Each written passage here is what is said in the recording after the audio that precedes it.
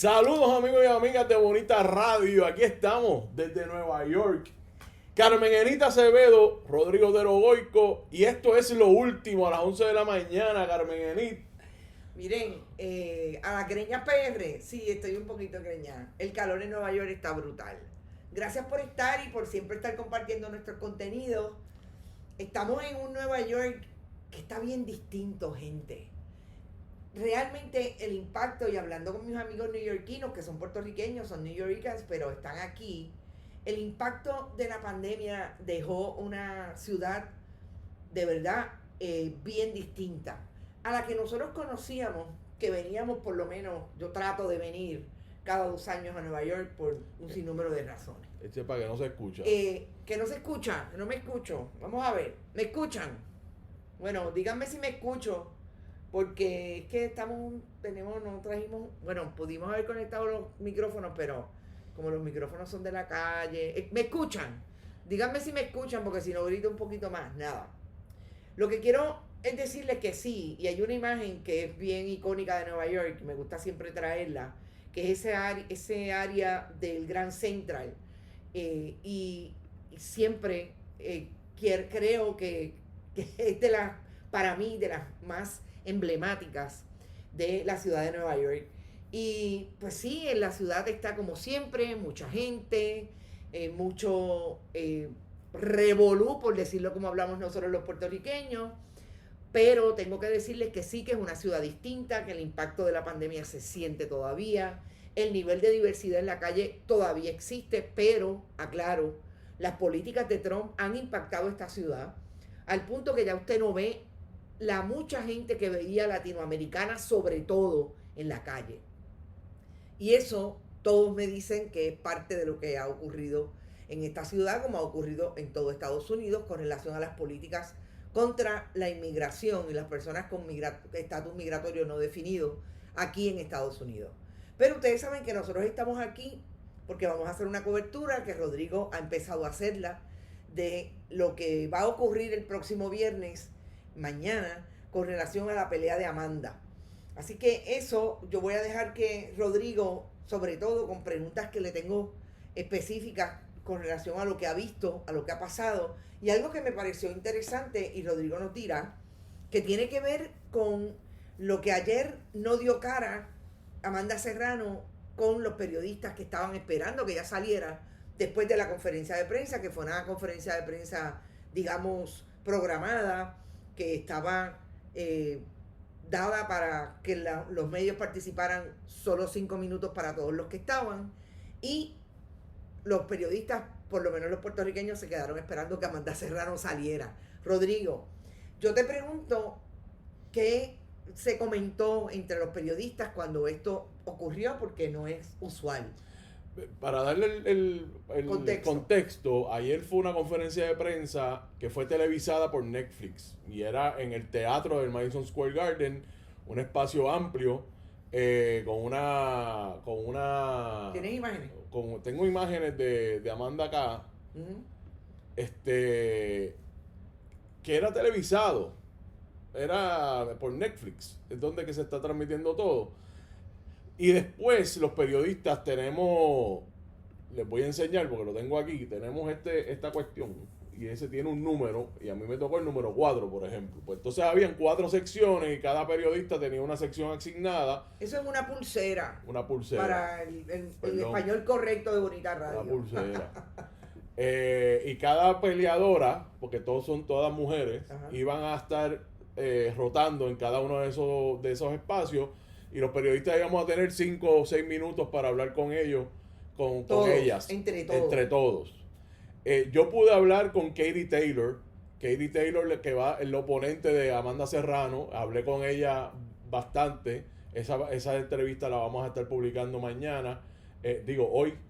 Hablé con Nikisa Bardarian, que es el promotor, el socio de Jake Paul.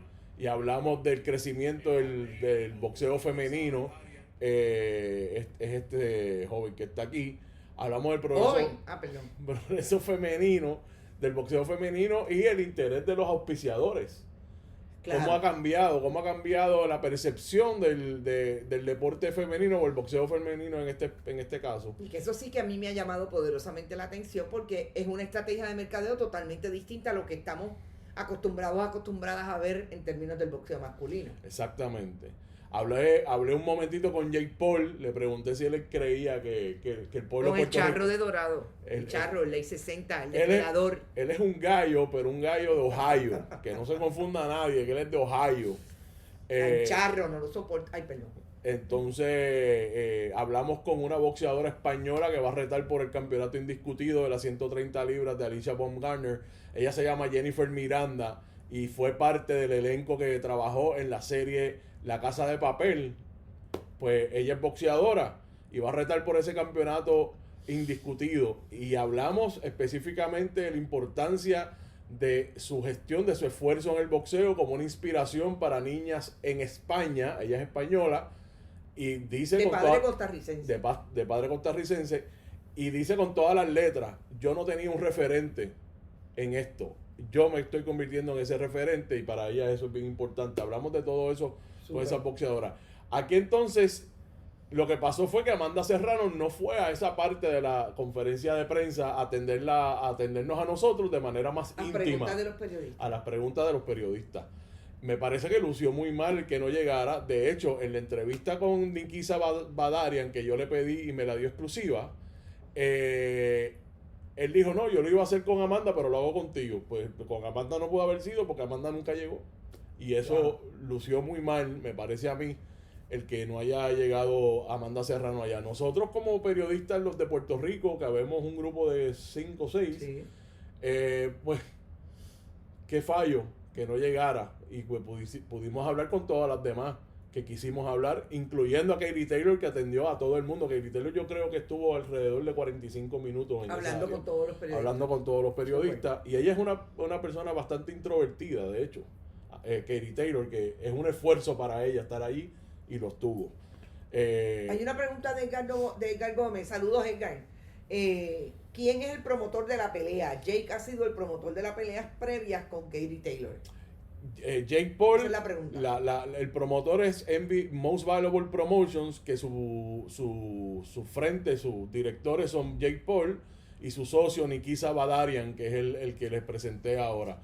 Ellos son los promotores de la pelea y se va a distribuir a través de Netflix, que me parece que es Bueno, esa es la ampliación del boxeo femenino en la primera vez en la historia. Ok, entiendan lo siguiente: la pelea de mañana que estelarizará Amanda Serrano y Katie Taylor es una cartelera 100% femenina. Todas las peleas son femeninas y hay 17 campeonatos mundiales que se van a poner en juego mañana. Esto es una cartelera ciertamente histórica, con una proyección de cientos de millones de personas que van a estar sintonizando, y la exposición que estas jóvenes están teniendo, porque hay mucha boxeadora joven, realmente no tiene precedentes en cuanto a la amplitud de a donde pueden llegar. Y definitivamente me parece que es un punto en la historia importante en el boxeo, en el deporte femenino en general. Yo quiero hacer una pregunta que la está haciendo Mirna. Mirna, saludos, qué bueno que estás por ahí. Y con ella se va Imita Vivaldi y saludos a todos y a todas los que están por ahí. ¿Por qué Amanda no fue? ¿Averiguaron los periodistas por qué no fue? No tenemos una razón. Yo hablé con Michael Goldberg, que es el oficial de prensa, uno de los dos oficiales de prensa, es Liz Keller y Michael Goldberg, y dijo no va a venir, y le pregunté por qué y me dijo: no tengo información de por qué no vino.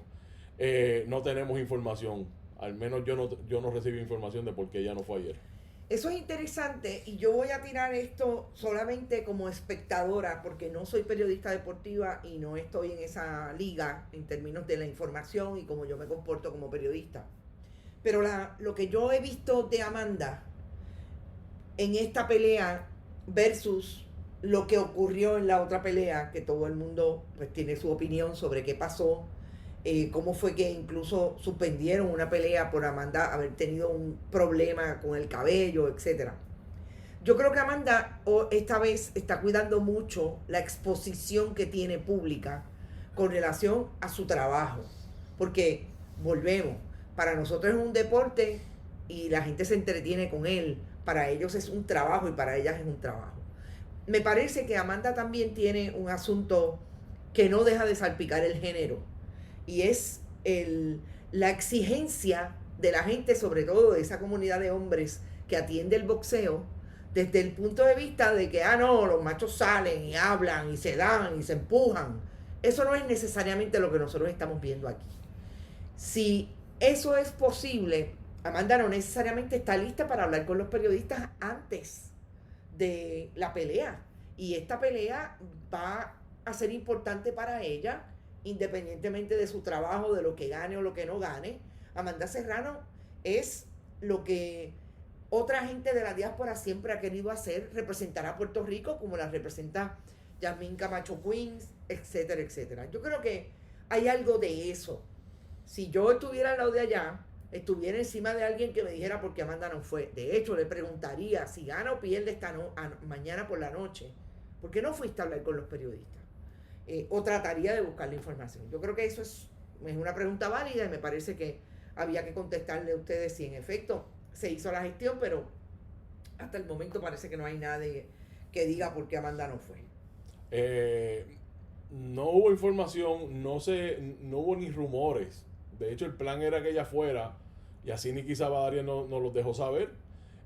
No llegó, no hubo información, las personas simplemente recogieron sus cosas y se fueron. Uh-huh. Ahí había mucho periodista internacional, mucho periodista de Irlanda y de Inglaterra, que es de donde es Katie Taylor, que es de Irlanda, ella es irlandesa. Y algunos periodistas de otras partes del mundo, porque hay representación de bastantes países en esta cartelera, pero tampoco hubo un suspiro de queja de que no llegó Amanda. Me pareció bien curioso. Eso es interesante, y aquí voy a añadir algo que no sé cómo podríamos iniciar la conversación. Yo creo que la cobertura deportiva, y voy a hablar de Puerto Rico desde el punto de vista de lo que conozco de los colegas periodistas, hay una relación con el deporte que yo siempre he criticado, he sido crítica de ello, parecería que se hacen más amigas de los deportistas que de las personas que cubrimos política o que cubrimos otro tipo de género, por decir temática periodística. Y yo siento mucho que a veces no hay la crítica que se necesita en el mundo de la fiscalización y de la denuncia de lo que ocurre en el deporte. Y siento que es un poquito, pasarle la mano. Fíjense que yo no estoy diciendo en la primera intervención que tuve de las razones por qué Amanda va o viene, porque lo estoy haciendo como espectadora. Pero tengo que ser crítica dentro de esa cobertura periodística deportiva, que siempre ha sido como los más amigos. Y yo quiero que ustedes sepan que en Puerto Rico hay una línea entre periodistas como yo, que llevamos muchos años en esto, que incluso proponemos por qué la gente, y no lo voy a decir aquí, por qué los periodistas deportivos tienen ese mingling con los deportistas, los productores, los promotores, etcétera. Ahí hay una consensualidad que a mí nunca me ha gustado, y lo voy a decir claramente, que puede pasar en el otro mundo, en este mundo de hard news donde yo estoy, y que incluso yo creo que se prostituye en este momento mucho más. Y no voy a hablar de corrupción, pero voy a dejar caer que definitivamente aquí hay unas reflexiones que hay que hacer, que por eso a mí me parece que no es tan acucioso como somos los otros. Y tengo que decir también que hay otros, como ya creo que lo dejé entrever en el anterior planteamiento, que eso se ha perdido mucho. Ya los periodistas no quieren antagonizar, pero que no es antagonizar, es preguntar, es ser asertivo. Y eso se ha perdido en el mundo nuestro de hard news, como se ha perdido mucho en el mundo del deporte. Aquel periodista como un Elliot Castro, que hacía no solamente la contextualización de los movimientos deportivos y de los eventos deportivos en Puerto Rico desde la historia, etcétera, que también era un investigador de lo que estaba pasando en el escenario deportivo. No existe en Puerto Rico, más allá de Rodrigo Otero Boico, que lo está empezando a hacer. Claro, Es una realidad. Y eso yo creo que es importante decirlo en el contexto de todo esto. Que hagamos la reflexión. Yo estoy citando hace 2 semanas a la compañera Bárbara Figueroa, que yo creo que lo que le hace falta al periodismo en Puerto Rico es la conversación al interior. Porque nosotros sabemos por qué los políticos no nos dan información.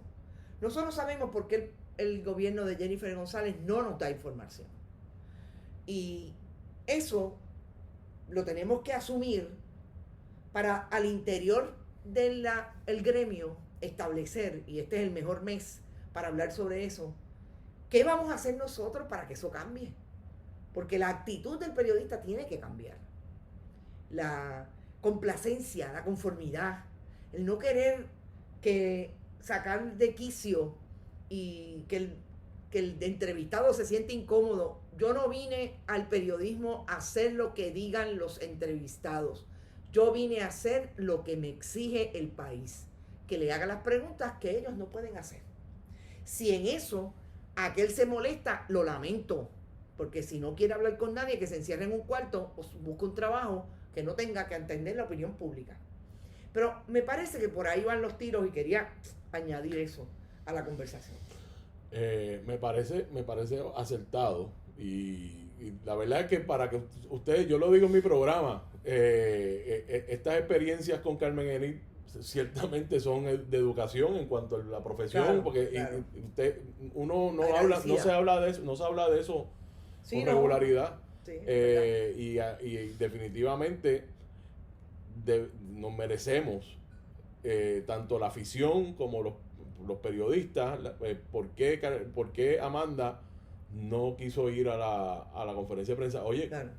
puede tener excusas válidas, pero Bueno, claro, pero lo importante, y esto es también... volvemos a su trabajo. Claro, y es importante también entender que pues te debes a una gente que está allá afuera y que esa gente se va a enterar a través del público. Esas preguntas son válidas. A veces se le hace bien difícil contestar. Es como dice Mita, ella puede ser bien amable. Yo soy bien buena gente, pero no puedo ser boxeadora. Entonces tú tienes que balancear. ¿Cuál es el oficio que yo me he buscado? Yo tengo que hablar con los periodistas, yo tengo que estar disponible para los periodistas.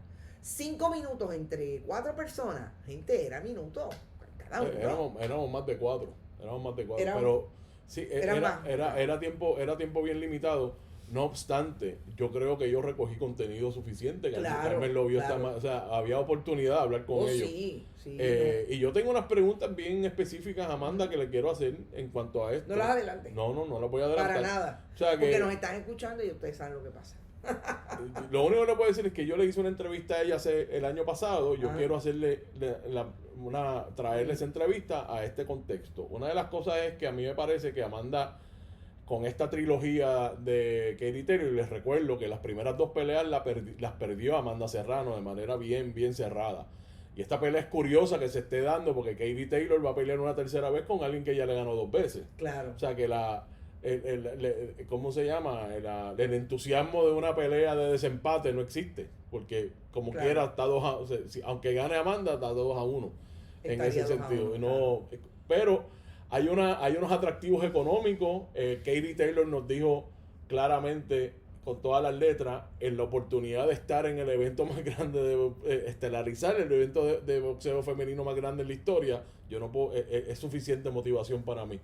Así es que el ambiente está bien bueno.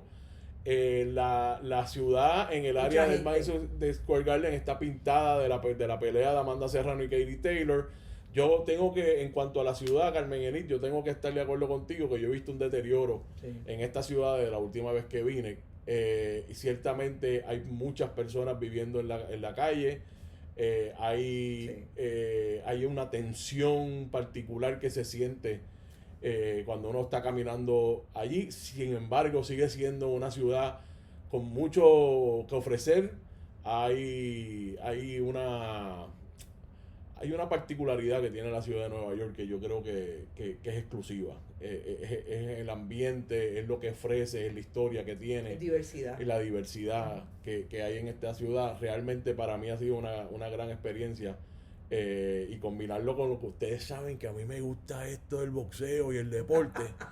Pues entonces para mí ha sido un viaje para la historia. Mira, y yo quiero desde el punto de vista como feminista de lo que significa esta nueva ruta que le ha dado MVP y los productores y los que crearon esta línea de que el boxeo sea femenino y sea rentable a este nivel en que lo está haciendo. Yo creo que es súper importante destacar y colocar el por qué. Todo el mundo sabe que es para ganar dinero. Lo hicieron los hombres, pues entonces en equidad yo no tengo ningún problema con que las mujeres lo hagan. A mí personalmente no me encanta el boxeo, no creo que deba ser un deporte para entretener, pero si eso está ahí y está colocado en un mundo donde en efecto estamos procurando que las mujeres no se discriminen por precisamente su género y su sexualidad y se coloquen en ese momento importante que vive el mundo, a mí me parece genial de quien se lo inventó. Y me parece que están haciendo algo con los auspiciadores que yo lo voy a traer desde el punto de vista de lo que ha sido mal llamado para mí capitalismo gay. El asunto de que hayan unos auspiciadores que sabemos que por el mismo sistema patriarcal en el que vivimos no apoyaban eventos femeninos, mucho menos el boxeo. Que haya una conversación desde el punto de vista estratégico de mercadeo para que esos auspiciadores se monten en esta producción, a mí me parece no solamente interesante, sino importante, porque lo que Amanda Serrano se podía ganar en un año, quizás eran 50, 60 mil dólares, por las peleas en que participaba, y que ahora tenga la capacidad de no solamente crecer ella, de hacer crecer a otras, porque son mujeres que les gusta el boxeo, son mujeres que entendieron, se criaron, se formaron a nivel cultural desde ese escenario. A mí me parece legítimo, importante, porque Amanda también se posiciona como esa mujer que, aunque no hable desde las mismas estructuras que pueden hablar las feministas más intelectuales, está corriendo un discurso de género favorecedor para que las mujeres rompan brecha. Y eso a mí me hace total sentido, pero además me parece bien que Amanda Serrano se haya juntado con el Jake Paul, que no soporta, yo tampoco. Somos acá entre nosotros. Pues sí, él es una ley 60, si ella también tiene en una ley 60, no lo sé, tendría que verificarlo, pero alguien escribió que ella no lo está representando a él en el chat nuestro, porque es una ley 60. Pues eso sí, habría que investigarlo, honestamente yo no lo sé, pero si es así, yo creo pues Amanda Serrano puede padecer de lo que hemos visto que tantos padecen en ese mundo. Bien poca capacidad de tener razones intelectuales suficientes con conocimientos para saber lo que significa ser ley 60 en Puerto Rico hoy. Porque lo hicieron mal, porque la construyeron como siempre a favor de los que vienen y no a favor del país. Y eso es legítimo y gracias por el comentario a quien lo hizo. Eso quería decirlo con relación al asunto de esta pelea y de este evento, que es una cartelera, 17 mujeres. 17 campeonatos mundiales. 17 campeonatos en mundiales. Juego, de los cuales 3 son indiscutidos. Eso quiere decir que están peleando por todos los cinturones que hay en esa división, incluyendo la pelea de Amanda Serrano y Katie Taylor. Quiero solamente añadir que yo lo he traído también en el contexto de Adriana Díaz, que ha hecho por Puerto Rico, por el tenis de mesa en Puerto Rico, que es brindarle una opción cuando uno es niño o niña, pues hay opciones. Pues antes, con lo de la perspectiva de género, pues las niñas iban a bailar el ballet y los nenes iban a jugar béisbol, por ejemplo. Eso ha cambiado.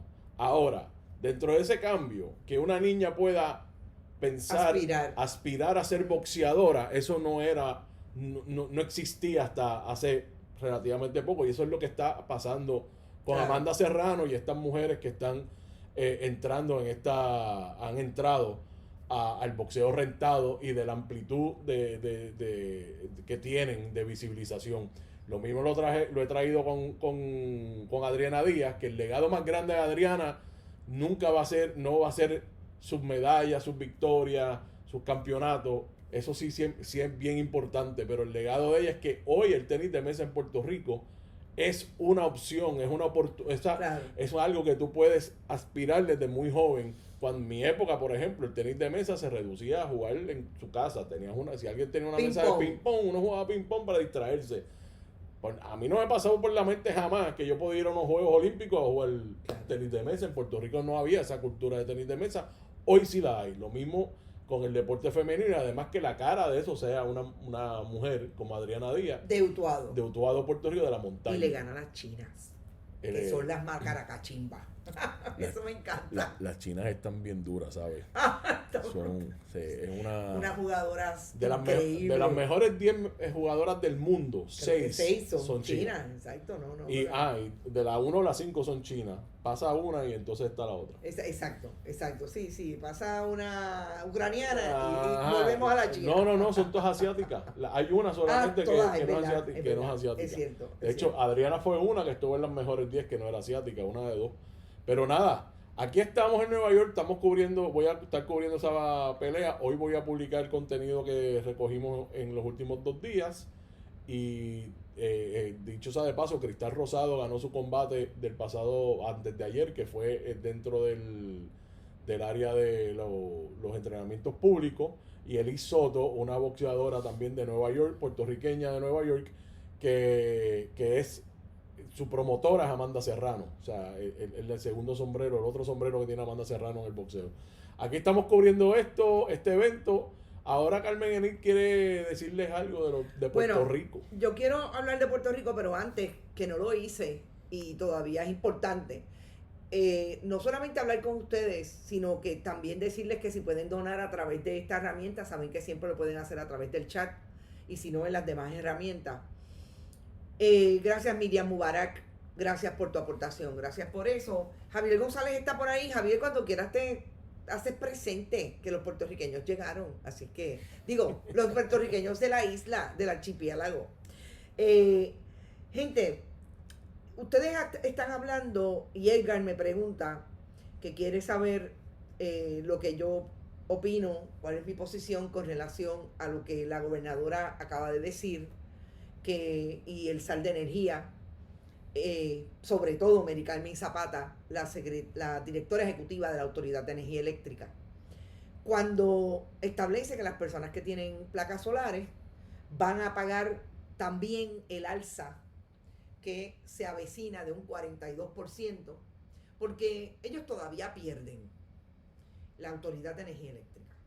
Edgar, a mí me parece no solamente increíble lo que plantea la gobernadora y plantea su gobierno, que Mary Carmen Zapata, que después de haberla visto haciendo politiquería en un 4 de julio, se atreva a hablar de que en efecto la medición neta es un problema, y no olvidemos que desde el día 1 la quieren destruir esa legislación, precisamente porque quieren seguir manteniendo el control que tiene el gobierno de Puerto Rico a través del Departamento de la Autoridad de Energía Eléctrica, o que tuvo en un momento, porque ahora está privatizado el servicio, con las con las energías o tecnologías de producción de combustible fósil, porque no quieren alentar lo que en efecto ha ocurrido en Puerto Rico, que es mirar la posibilidad de que tengamos un balance entre esas tecnologías, porque no se puede descartar de plano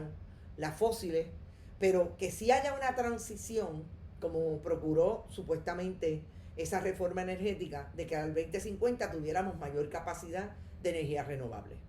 Así que yo creo que lo están haciendo exactamente por eso. Y aquí me voy a ir a una referencia bien específica con el perito, para mí, de los que yo he entrevistado con relación a este tema, más importantes en relación a la producción de energía a través de las placas solares, sobre todo en los techos, que es la entrevista que le hiciéramos al ingeniero del recinto universitario de Mayagüez sobre ese tema, específicamente sobre todo lo que estaba relacionado a la medición neta. Lo voy a volver a publicar porque eso, como siempre, Bonita Radio adelantándose al futuro, como aquella marca en algún momento, ¿se acuerdan? Nosotros lo trajimos hace por lo menos 2 meses, porque esos expertos son los que tienen que entrevistar el periodismo en este país, en este y en aquel, en Puerto Rico. Así que esa es mi posición hasta que no llegue a Puerto Rico, que me voy a, sobre todo, a hablar con la gente como el ingeniero, sé que es Agustín, siempre le digo García, pero no es García, su segundo apellido es Rodríguez. Si uno de nuestros internautas de la Autoridad de Energía Eléctrica está por ahí, sabe de quién yo hablo. Mira a ver si me puedes conseguir el apellido, que no me gusta no poderlo decir. Pero lo voy a compartir porque esas son las fuentes que lo dicen con el peritaje y la experiencia. No olvidemos que el ingeniero del recinto universitario de Mayagüez es ingeniero eléctrico, uno de los que creó y apoyó la propuesta que tenía la alianza, pero sobre la base de su peritaje, de que lo que tenía que haber era una transición ordenada para eliminar el contrato de Luma y crear un proyecto puertorriqueño. Agustín Irizarry, ese mismo. Gracias, Edgar Gómez, por tu aportación. Mi empujoncito siempre, gracias. Sabes que el empujón, lo que sea, es bueno para nosotros. Bueno, saludos a ambos. Gracias, Filiberto Cañals, que está por ahí. Johanna Álvarez, saludos. No me han llamado, les llamo ya. Cuando terminemos aquí, llámanos. Llama a Rodrigo y hablamos. Dice Miriam, como consejera, impulso a mis estudiantes féminas a explorar carreras tradicionalmente masculinas, guiándolas según sus talentos e intereses.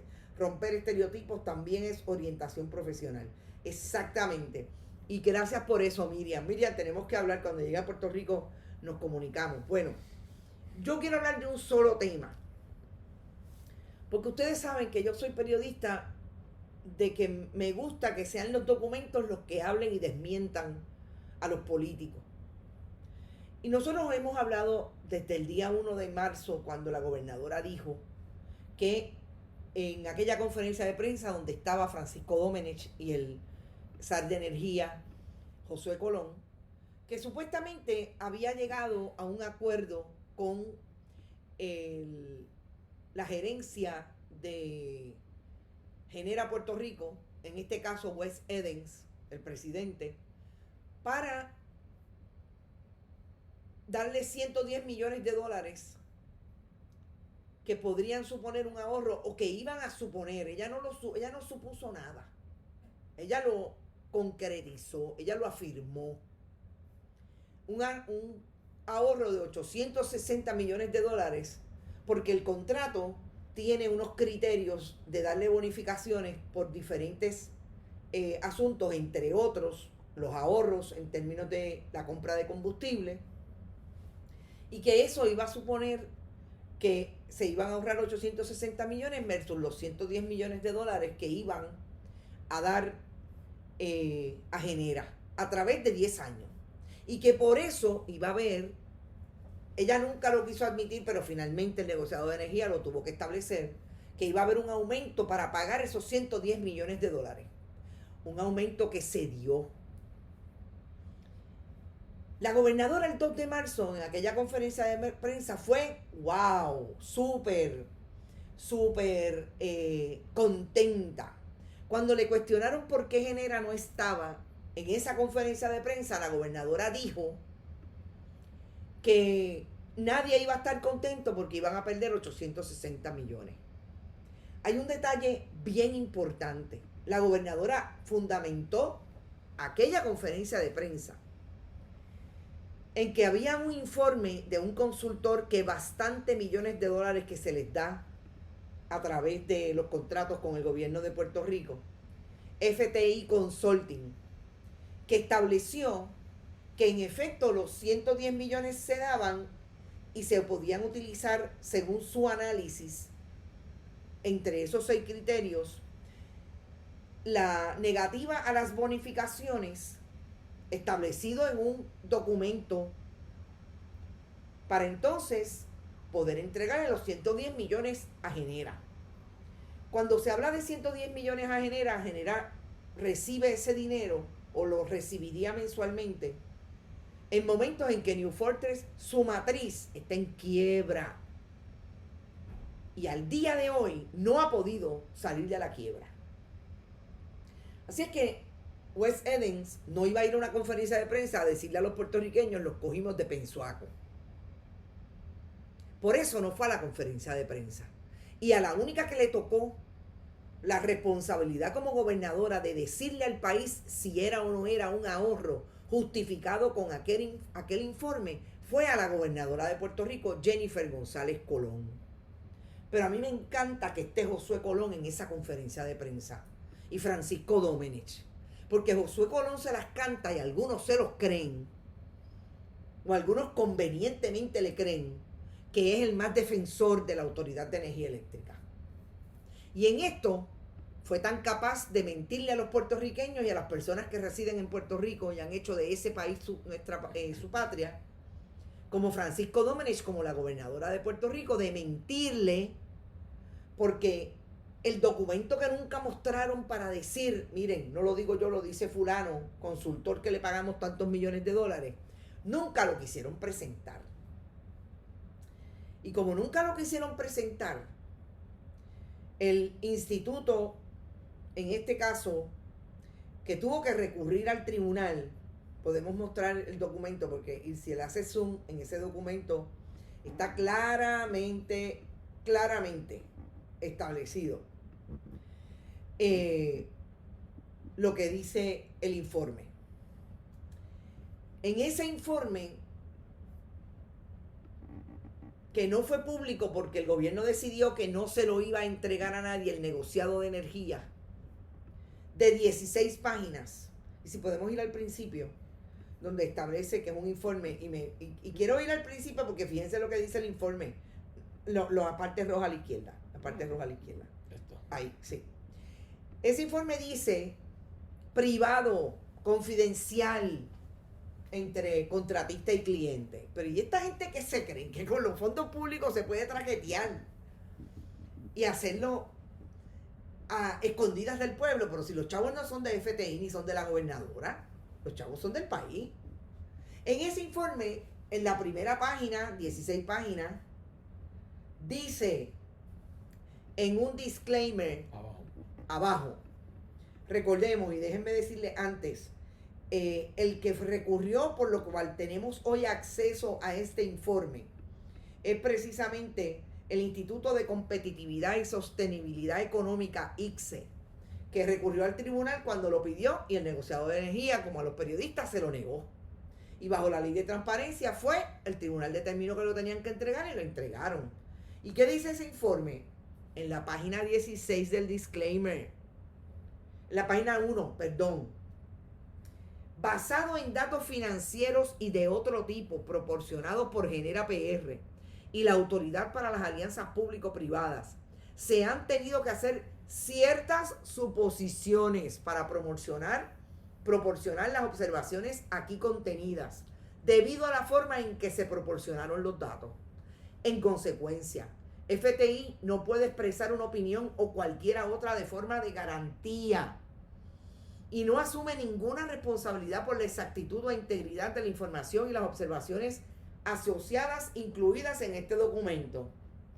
¿Cómo es que desde la página 1, antes de entrar en la información que supuestamente utilizaron para decir, ay sí, dale los 110 millones porque te vas a ahorrar 860, dice exactamente lo que todo el mundo se planteaba? ¿Dónde está el fundamento de pagar mensualmente para tratar de aliviar la quiebra de Genera?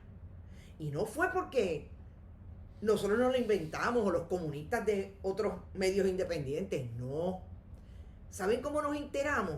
Porque una semana después que la gobernadora hiciera el anuncio sola, porque Wes Edens se quedó en el closet, Wes Edens, se fueron aquí a Nueva York a conversar con las casas acreditadoras a donde le estaban cuestionando el asunto de la quiebra y le dijeron, no, si nosotros tenemos negocio redondo con Puerto Rico, nos van a dar 110 millones de dólares en 12 meses. Y eso nos va a aliviar la cartera que tenemos rota por todos lados. Ahí es donde yo me cuestiono. Y por eso empecé con la línea más importante. Este periodismo hay que hacerlo con los documentos para poder decirle a la gobernadora, como hice yo hoy en un lead de una historia breve en las redes sociales, de que la gobernadora Josué Colón y Francisco Domenech le mintieron al país el pasado 2 de marzo. Una vez más. Porque yo cada vez que saco el tracto de las maneras en que la gobernadora está moviendo públicamente su gobierno, definitivamente tengo que establecer las veces que dijo que la pared era negra y que 2 días más tarde dijo que la pared era blanca.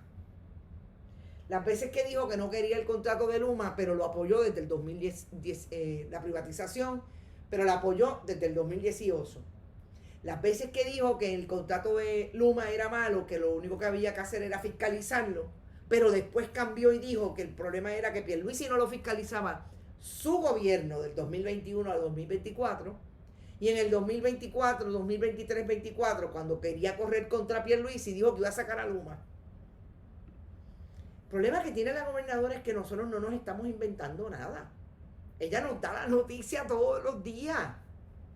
Y cuando yo leí el informe esta mañana, que veo el disclaimer, no es que ahí dice, pero yo no los voy a citar, yo tengo que citar el informe. Y ahí está el disclaimer. Ponlo en la nevera. La gobernadora le volvió a mentir al país. Y lo hace sin ningún problema. Y en ese sentido, yo tengo que decir, Cucuza, que yo sé que usted se arrepintió, pero usted dijo la verdad. La gobernadora definitivamente es mendaz y sale de los problemas y de los tollos que tiene mintiendo. Porque no hay medias verdades, como me dijo alguien el otro día. Hay verdad o mentira. Y ahí está. Y yo quería traer eso porque me parece que sigue siendo, y a veces no entiendo por qué la oposición en Puerto Rico no está siendo mucho más sólida con relación al problema de energía eléctrica, porque ese es el verdadero problema del gobierno de Jennifer González. El que atrae más votos y desafilia más gente del Partido Nuevo Progresista. Jennifer González nos va a llevar a una realidad de que mucha gente en Puerto Rico no va a poder pagar el servicio de agua, de energía eléctrica. Y eso es con un aumento de 42% que todavía al día de hoy, 5 días más tarde, no ha salido a explicarle al país cómo es que es bueno que vuelvan a aumentar el servicio de energía. Y ahí es donde me parece que está lo importante, que es seguir hablando de este tema. Yo lo voy a seguir hablando. Yo voy a denunciar siempre y cuando tenga sobre todo los documentos que hablen por sí solos. Si usted puede empapelar la nevera, empapélela con el documento del informe del CTI, del FTI, porque si no quiere empapelarla, solamente busca el disclaimer y se lo envían al mundo entero. Y de una vez le dice, y esto, ¿sabes qué? Lo dijo bonita con el informe. Porque por eso es que queremos hacer este esfuerzo de esta manera, porque no hay manera, valga la redundancia, de seguir trayendo información desde el periodismo si no le decimos la verdad de lo que está ocurriendo. Así las cosas, mira, nos dio tiempo, 50 minutos. Claro que sí. Son buenos. Ahí lo puse para que pongan screenshot, para que lo pongan en la nevera. Cojan las cosas que yo le pido que pongan en la nevera, échenle para el lado. Y mira, usted sabe que en la nevera está donde usted pone la mantequilla. Arriba. Ahí pone lo mío. Entonces, porque Carmen tiene, entonces, todo ese real estate está. Mira, antes de irnos. Yo quiero decir algo antes de irnos también, que tenemos unas imágenes de esta ciudad que no nos deja de sorprender. Las cosas que hacen por chavos. Miren esto. Miren esta imagen, gente, que yo me quedé como yo dije, pero tipo, ¿tú te crees que está bien bueno? Miren este en calzoncillo. No lo puse de frente porque me dio hasta vergüenza ajena. ¿Qué le pasa a este? Este redneck pellejudo. Ya yo sé lo que yo voy a hacer si me quedo sin trabajo. Mira, aquí está, mira. Esto ahí en Times Square. Dios mío, mire, yo me quedé como yo, pero Pero yo hice así, pero no, ¿cómo puede ser este caso? Pero bueno, él quería. Mira, antes de irnos, yo no sé si está mi amigo Arnaldo Cifre por ahí. No lo he visto. No Saludos, Julio, desde San Sebastián. Yo no sé si está mi amigo Arnaldo Cifre, pero les puedo decir una cosa. Barrieron a los Gigantes de Carolina Canóvana. Bayamón le dio un 4-0 y ayer le dieron una rica salsa. Arnaldo Cifre dijo en mi programa: Rodrigo, para que lo sepa, Carolina, los Gigantes van a eliminar a Bayamón y va a ser fácil. 4-0 le han dado a Carolina Canóvana a dormir sin sueño. Ok. Yo la semana que viene regreso con el análisis del baloncesto superior nacional. Estamos concentrados en esta pelea. Vamos a estar publicando esos contenidos, esos videos cortos que a ustedes les gustan. Y estamos aquí haciendo lo que hay que hacer. Esto ha sido una gran experiencia. Super. Yo creo que para nosotros como pareja radial, ¿eso es así? No, pareja del proyecto de contenido que empezó como radio y terminó siendo un proyecto multimedia que lo siento por los demás, pero muchas veces le comemos los dulces. Cuando nos sentamos en el 2018 a hablar de esto. Así es. Para integrarme yo a este esfuerzo. Mira, lo podemos decir en el hipopótamo. En el hipopótamo a las 7 de la mañana, debo decir. Sin desayunar y mira, sin chavito. Hace 7 años decir, vamos a estar en Nueva York cubriendo la pelea de Amanda Serrano. Sí, no, eso no. O sea, era... cubriendo la pelea de unas mujeres. Exacto. En Nueva York con Bonita Radio. Pues aquí estamos, amigos y amigas, gracias. Antes de irnos, espérate, Carmen, se nos olvida. Toñita. Oye, vamos para Toñita, gente. Ustedes deben llegarse allí, esto va a ser interesante. Miren, vamos a estar nosotros allí para conocernos y para ponerle rostro a nuestros internautas. George Irizarry, mi amigo, que ayer estuve con él, internauta de Bonita, me amenazó con que va para allá. Toñita está en Puerto Rico, quiero que sepan. ¡Hello! Porque así somos. Nosotros, ¡wow! Vamos a conocer a Toñita. Toñita se fue para Bad Bunny. Bad Bunny, eso empieza mañana. Mañana tenemos un buen análisis, ahí en 2 voces, sobre el asunto de Bad Bunny. Porque ese análisis, que también es por el producto cultural y político de lo que es esa residencia, también se tiene que extender a algo que me parece bien importante que va a pasar el domingo, desde el punto de vista de esa oposición que se vincula a todo el proyecto electoral puertorriqueño desde Victoria Ciudadana. Y yo quiero traer lo que he visto desde acá y desde antes de irme, que está ocurriendo con la gente y las críticas a Victoria Ciudadana, que yo le tengo, y siempre lo he dicho y lo he traído aquí.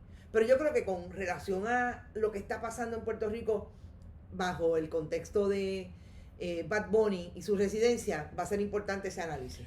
Ciertamente, así es que mañana venimos, mañana regresamos y estamos con ustedes, y como no vamos a poner el outro, los voy a dejar con lo siguiente. Bonita Radio, esto no es un cuento, esta es la verdad. Gracias, gente. Recuerden que pueden donar a través de, no importa, se oye, a través de bonitasradio.net, fundacionperiodismo21.com, siempre PayPal y tarjetas de crédito, y también lo pueden hacer en ATH Móvil. Ahora sí. Chao. Bye, gracias.